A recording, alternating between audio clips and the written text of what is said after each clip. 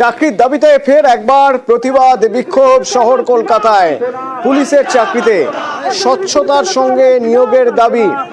দরকার হলে নতুন করে পরীক্ষা হোক দাবি তোলা হচ্ছে এবং সেই নতুন পরীক্ষা হোক স্বচ্ছতার সঙ্গে।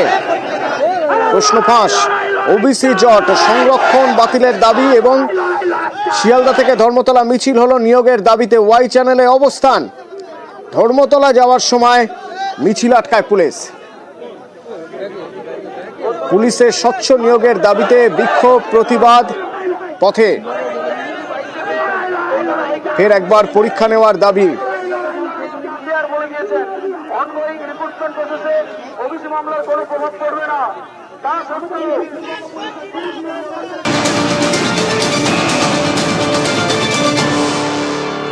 পার্থ চট্টোপাধ্যায়ের জামিনে জট, দুই বিচারপতির মতভেদ। ঠিক কোথায় জট, মানে কিভাবে আটকে রয়েছে পার্থ চট্টোপাধ্যায়ের জামিন? এর পরের আইনি প্রক্রিয়াই বা কি হতে পারে? অর্ণব রয়েছেন আমার সঙ্গে, বলতে পারবেন অর্ণব? দেখো, 2022 সালে গ্রেপ্তার হয় পার্থ চট্টোপাধ্যায় ইডির হাতে, এবং সেই ঘটনার পর এই প্রথমবার তার একটা জামিনের আশার আলো দেখা গিয়েছিল সিবিআই এর মামলায়। মূলত এসএসসির গ্রুপ সির যে নিয়োগ দুর্নীতি মামলা, রেগুলার কেস সিবিআই রয়েছে, সেই মামলায় জামিনের আবেদন করেছিলেন তিনি। এবং যেভাবে সওয়াল জবাব এগিয়েছিল তাতে অনেকটাই আশাবাদী ছিলেন পার্থ চট্টোপাধ্যায় শিবিরের আইনজীবীরা। কিন্তু আজকে সাম্প্রতিক সময়ে আবার একটা নজিরবিহীন ঘটনা ঘটলো। এই ঘটনায় মতভেদে জড়ালো দুই বিচারপতি, অর্থাৎ ডিভিশন বেঞ্চের দুই বিচারপতির মধ্যে প্রিজাইডিং জজ যিনি সিনিয়র অরিজিৎ বন্দ্যোপাধ্যায় পার্থ চট্টোপাধ্যায় জামিনের পক্ষে রায় দেন। উল্টো দিকে ও জজ যিনি ছিলেন, অর্থাৎ সহকারী জজ হিসেবে যিনি ছিলেন বিচারপতি অপূর্ব সিনহা রায়, তিনি জামিনের আবেদন নাকচ করলেন। এবং দুই বিচারপতির যুক্তি কিন্তু কার্যত বিপরীত। একদিকে সংবিধানের 20 এবং 21 নম্বর ধারা অনুযায়ী জামিন পাওয়ার যোগ্য পার্থ চট্টোপাধ্যায়, তাই থেকে জামিন দেওয়া হচ্ছে জানালেন বিচারপতি অরিজিৎ বন্দ্যোপাধ্যায়। কিন্তু একেবারে কি উল্টো পথে হেঁটে বিচারপতি অপূর্ব সিনহা রায় জানালেন যে ভাবে তার সময়ে শিক্ষামন্ত্রী থাকাকালীন শিক্ষায় দুর্নীতি হয়েছে এবং যেভাবে প্রভাবশালী তকমা এখনো তার রয়েছে, তিনি যদি জামিন পান সেক্ষেত্রে কোথাও একটা প্রভাব কাজ করতে পারে। কাজেই অরবিন্দ কেজরিওয়াল দিল্লির আবদারি কেসে যেভাবে সিবিআই মামলায় জামিন পেয়েছিলেন, তারপর যে আশার আলোটা দেখা গিয়েছিল পার্থ চট্টোপাধ্যায়ের ক্ষেত্রে হয়তো তিনি জামিন পেতে পারেন, কিন্তু তা ঝুলে রইল। কার্যত দুই বিচারপতির ডিভিশন বেঞ্চের মতভেদে জড়ানোর কারণে এই মুহূর্তে তুমি যেটা জানতে চাইলে, আইনি প্রক্রিয়া হিসেবে এই মামলার ফাইল যাবে প্রধান বিচারপতির কাছে। মাস্টার অফ রোস্টার হিসেবে, প্রশাসনিক প্রধান হিসেবে কলকাতা হাইকোর্টের তিনি তৃতীয় বিচারপতি, একজন কোনো বিচারপতি যার বেঞ্চে এই মামলা পাঠাবেন, তিনি যেদিকে রায় দেবেন, অর্থাৎ তৃতীয় বিচারপতি যে রায় দেবেন সেটাই চূড়ান্ত হিসেবে গণ্য হবে। এবং এক্ষেত্রে পার্থ চট্টোপাধ্যায় পাশাপাশি তোমার জানিয়ে দেখি সুবিকাশ ভট্টাচার্য, কল্যাণময় গঙ্গোপাধ্যায়, অশোক কুমার সাহা, শান্তি প্রসাদ সিনহা প্রত্যেকের জামিন নিয়ে কিন্তু মতভেদ দেখা গেছে ডিভিশন বেঞ্চের দুই বিচারপতির। অতনু, ধন্যবাদ। আজ পুরসভায় এলেন কসবার কাউন্সিলর সুশান্ত ঘোষ, যার উপর হামলা হয়েছিল বা সেই সুশান্ত ঘোষ আজ ফিরহাদ হাকিম, মেয়র ফিরহাদ হাকিমের সঙ্গে দেখা করতে পুরসভায় এলেন। পুরসভায় তার কাছে ফিরহাদ হাকিম জানতে চান কেন বারবার উত্তপ্ত তিলজলা।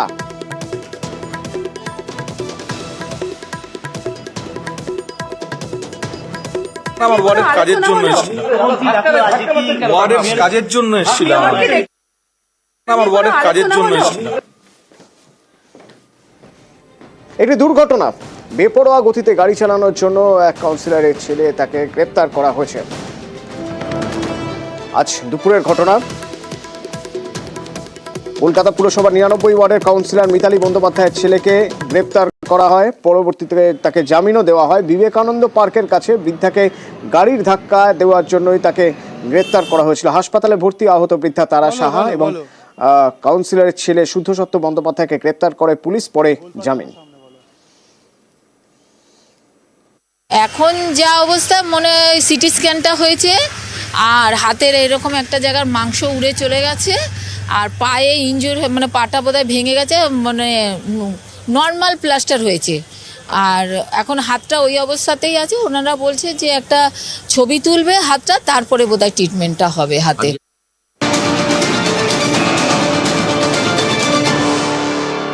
কুদঘাটে একটি বেসরকারি ইঞ্জিনিয়ারিং কলেজে 360 ঘন্টা ধরে অবস্থানের পর এবার অনশন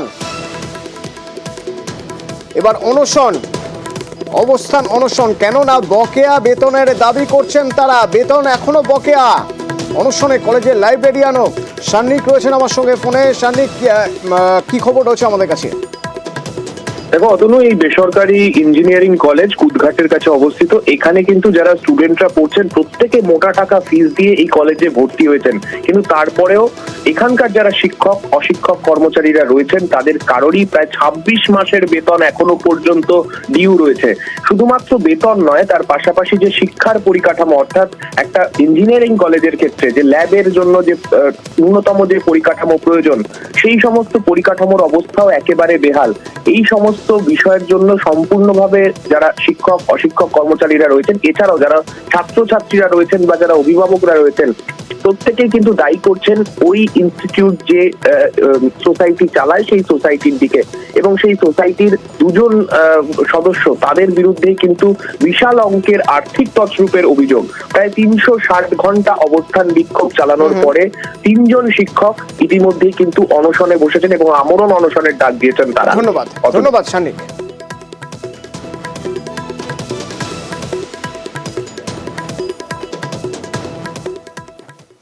ট্যাব জালিয়াতিতে আরো 2 জন গ্রেপ্তার। এ বিষয়ে জানবো, চঞ্চল রয়েছেন আমার সঙ্গে। আরো একবার জানতে চাইবো চঞ্চলের কাছে, 2 জন গ্রেপ্তার রয়েছেন ট্যাব জালিয়াতি। এই 2 জন কারা, তাদের কি পরিচয়?